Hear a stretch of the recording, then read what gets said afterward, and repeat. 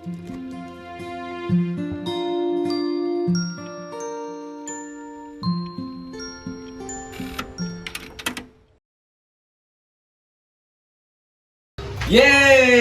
Ang paborito ninyo! Ay!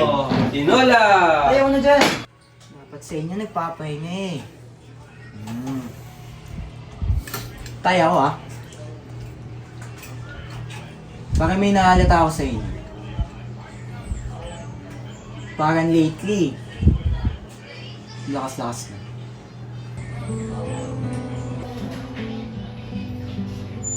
Happy ka rin Siyempre naman, kasama ko ang mga pamilya. Minsan tayo, pero dapat nagpapahinga din tayo. Manit na bagay lang yan. Sige, gagawin pa ba? Ako na! Tayo mo ako! Tay, kasi na lang ako.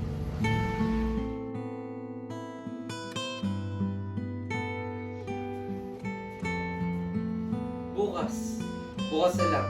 I promise. Pansin ko, mukhang nagkakaisa talaga mga anak mo ngayon ah. Gaganda ng mga ngiti nila Siyempre naman. Suggestion lang, bakit hindi mo ba sabihin sa kanila yung totoo? Na wala ka ng sakit? Nag-iipon pa kasi ako ng lakas ng aking loob. At natatakot pa ako Na? na baka pag nalaman nila, magalit sila sa akin. Hindi no?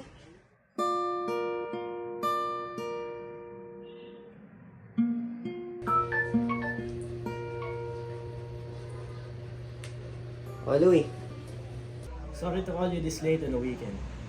Mr. Tesoro, our Vice President, he asked for legal advice. Yung anak niya na-scam sa music festival and they want to file a case. Kapangalan na kapatid mo yung kakasuhan. Sino? Si Dexter. Social media influencer na pala siya ngayon. Ano kaso? Madami Fraud, syndicated estafa, to name a few. Kung anong nangyari to? People paid for festival tickets, pero di natuloy yung event. So they want to keep their money back. Kusapin mo na lang kapatid mo. Sige. Salamat. Sige dito.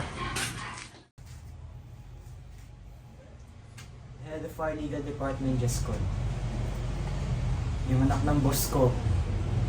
Iloko mo daw. He wants to sue you. Is this true?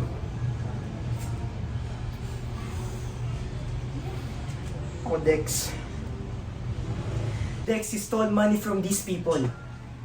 It's crime, you know? Sa ito nalolo ko yung may anak pa ng boss ko. Kuya, hindi ako yung nagnakaw. Naloko lang rin ako. Bakit ka nagtatago?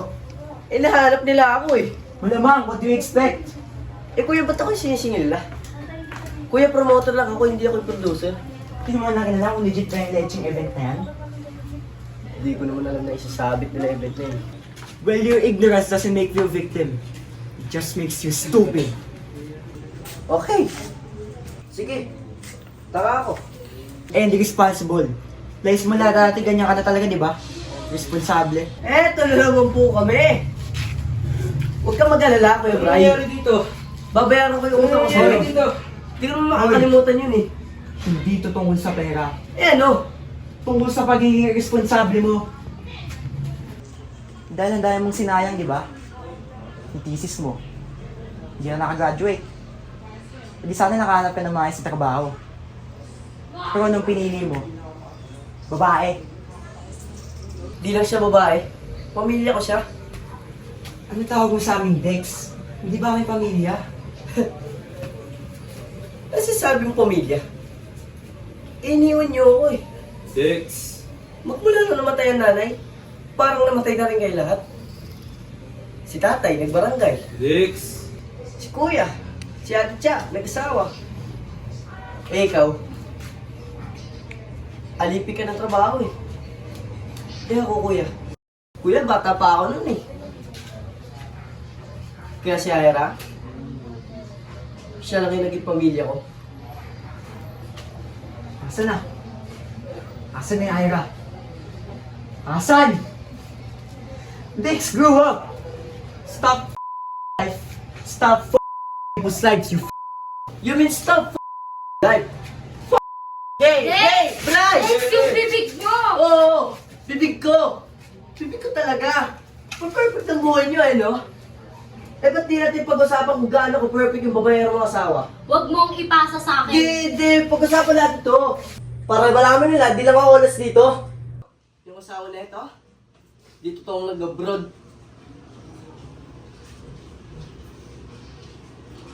Andito siya sa Pinas? Oo, nakita ko pa mismo. May kasamang babae. Andito asawa mo? Ha? Kuya, wag na! Hindi niya pwede gawin yun sa'yo. Pwede! Inayaan siya ni ate. Tsaka, ano ba? Noon pa rin ang sinabi sa'yo, yan. Ang tigas kasi ng ulo mo. Oo na, kasalanan ko na. Kaya ayoko magsabi sa inyo, kuya. Kasi kasalanan ko. Ako yung gumagawa ng problema. Titiisin ko. Ginagagawa na niya? Ano mindset to? Ba't hinahayaan mo? Para sa mga anak ko. Kasi ayoko sila mawalan ng ama. Ayoko din magsabi kay tatay kasi may sakit siya. Baka lumala. Wala man sakit si tatay. Shut up, Dex. Wala siyang sakit. Shut up! Narinig ko sila nag-uusap ni Kuya kanina. Diba, tay? Hindi. Ano? Jun. Tay. Kaya ba niyo mapitingin sa doktor? Hindi. Bray. Hindi ganun. Hindi niyo naintindihan. Hindi, sandali. Alam mo to, kuya?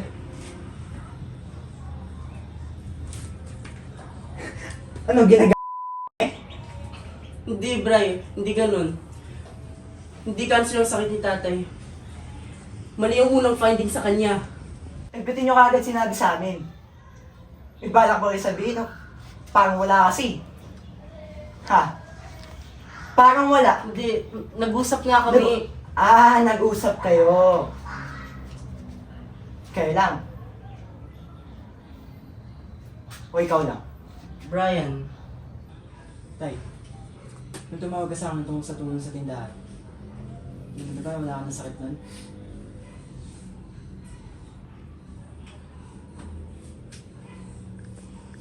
So ginamit yun lang yung pera.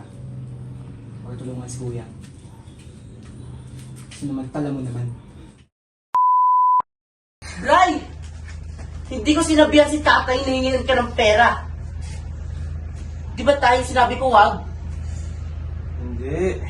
Ang intensyon ko lamang, pagtulungan kayo magkakapatid. Tay!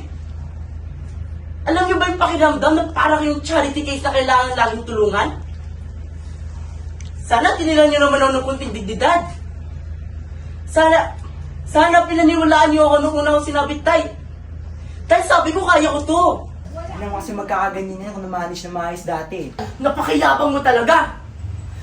Napakayabang mo at napakatanga ko naman na pinaniwalaan kong totoong bukas sa loob mo yung pagtulong mo. Ako na nga yung tumulong, ako pa yung nagmukhang masama. Wow! Kahit kailan kasi ang tingin mo sa taong habol lang sa'yo ay puro pera. Tumutulong ka lang naman para ipamukha sa amin wala kami natin sa buhay. Eh, ikaw meron. Magaling ka, di ba? Why are you thinking against me that I achieved something in my life? Why? Is it my fault? Na unlike you and Kuya, I chose to stay and study. Is it my fault that I worked hard para makuha ko kung ano mga meron ako sa buhay? Is it my fault that I have the means to help you? Huh? Do you even know what I went through? What I had to give up just to help you? Hindi. Hindi, di ba? Dahil wala ni isa sa inyo nagtanong kung okay lang ako. Eh, ikaw, kuya. Nung nagtrabaho ka sa abroad, para makamit yung pangarap mo sa pagsasayaw, wala ka naman nakuha reklamo sa akin, di ba? Nung kinuha ko responsibilidad mo sa tindahan. Mga pangarap ko, sige, sinantabi ko muna. Wala naman problema eh. Bakit? Dahil nung nagbabantay na tindahan dito sa bahay, wala naman kayo pareho ni tatay. I just wanted to be a good son. Just wanted to be a good brother. To the point that I couldn't even be a good father to my own son. Pero nung bumalik ka, parang wala pa rin nangyari. Ikaw pa rin yung magaling. Pero okay lang yun. Kasi desisyon ko naman na umalis sa tindahan. Alam mo kung bakit? Dahil pinag-usapan ako ni tatay na mas mahalaga na sa'yo ang tindahan. Dahil ikaw may asawa, ikaw may anak. Kuya, ikaw may pamilya. At ako, wala. Kaya kayo? Kayo lang naman na meron ako. Kayo lang ang pamilya ko. But why is it that you're making me feel like I'm the enemy? Not a brother. Not family.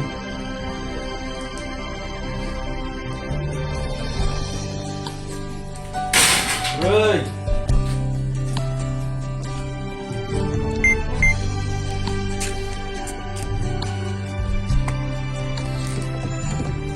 Batang bata ka pa at marami ka pang kailangan malaman at intindihin sa mundo.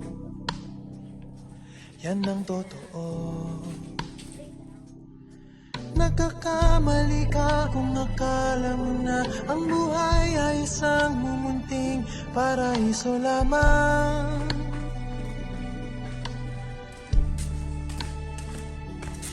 Batang bata ka lang at akala mo na alam mo na ang lahat na kailangan mong malaman. Buhay Dong, ay ganyan. pahinga na kayo. Tanggapin mo na lang ang Sana, katotohanan totoo na nagkasakit lang ikaw ako. ay isang musmus lang na wala pang alam. Makinig ka na lang, makinig ka na lang.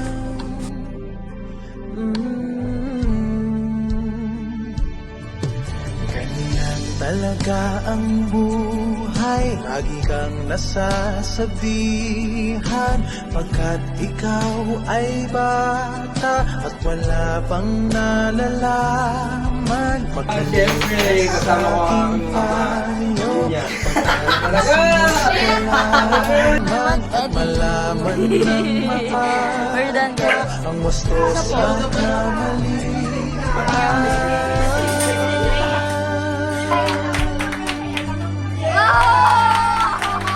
Batang bata ko, malalaman ko to. Inaamin ko rin na kulang ang aking nalalaman.